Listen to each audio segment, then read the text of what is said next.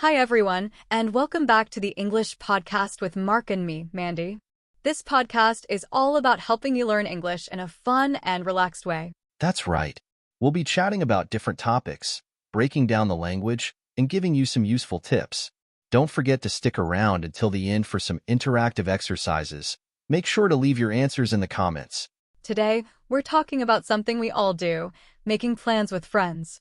We'll learn how to suggest activities, find a time that works, and what to say if you can't make it. By the end of this episode, you'll be more confident about making plans in English. So, let's get started. You know, it's funny how sometimes just picking a place to eat can take forever. Oh, tell me about it. Everyone's got different tastes and preferences. It can turn into a whole debate sometimes. Exactly. Like last week, I wanted to see a movie with some friends, but deciding on which one took longer than the actual movie. That's hilarious. But I get it. Sometimes it's hard to find something everyone agrees on. Do you have a particular process for making plans? I usually start by just throwing out some ideas like, hey, want to grab coffee sometime this week? Or, are you free to hang out on Saturday? Simple stuff like that. That's a good approach. Keeps it casual. I find that being flexible with the day and time helps too. Like, let me know what works best for you. Absolutely. And sometimes, instead of just asking, what do you want to do? I'll suggest something specific, like, how about we try that new Italian restaurant? Being specific definitely helps narrow things down. It can be overwhelming if there are too many options. For sure. And you know what else I've found helpful? If someone's being indecisive, I'll give them a couple of concrete options. Like, would you rather go bowling or to a concert? That's a great tip. It's easier to choose when you have a clear A or B. Right? And then, of course, there are those times when someone suggests something you're not crazy about.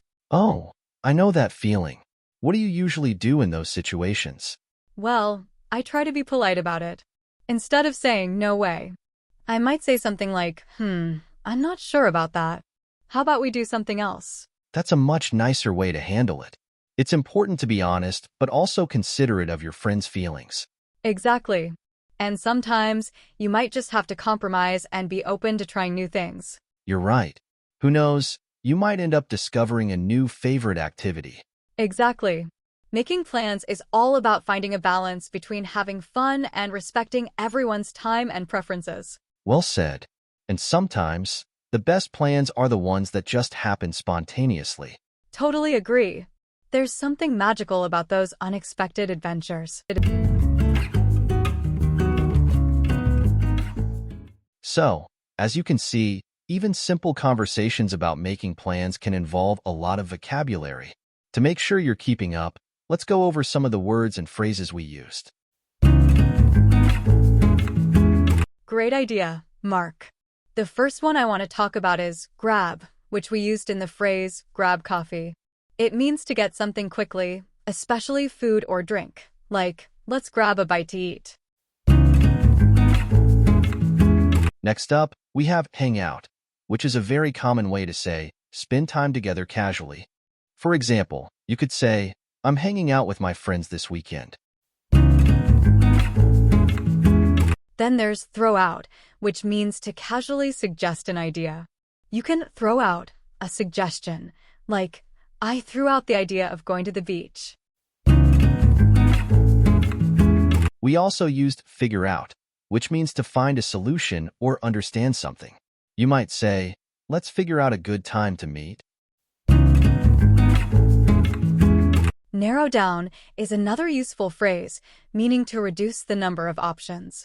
You could say, we need to narrow down our choices for the movie.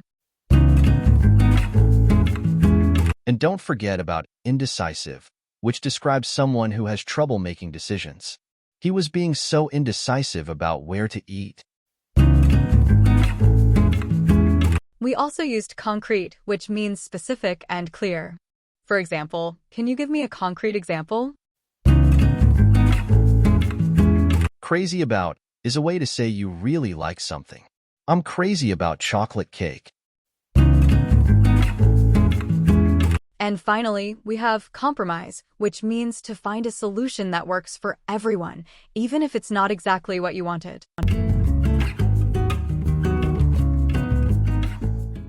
All right, now that we've gone over some vocabulary, let's test your understanding with a few questions. Don't forget to put your answers in the comments section below.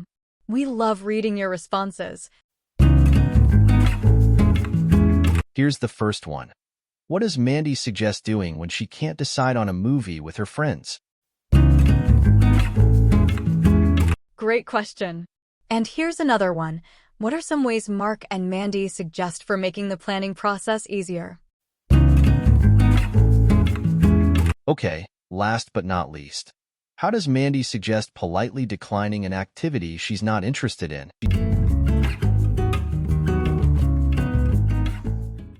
So, as we've learned today, making plans with friends in English is all about using simple language, being flexible, and finding a time that works for everyone. And remember, even if you don't know all the fancy words, just be yourself, be clear about what you want to do, and most importantly, have fun.